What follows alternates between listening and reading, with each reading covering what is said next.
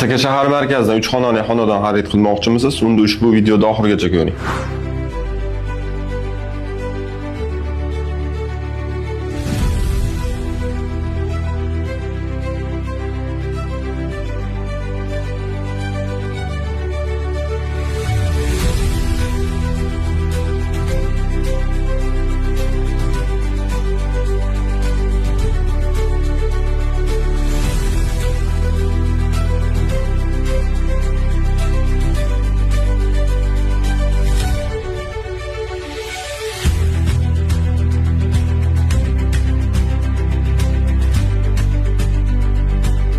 Ushbu uyimiz Asaka shahar Pajarni yoni eski buyum bozorining o'rniga qurilgan.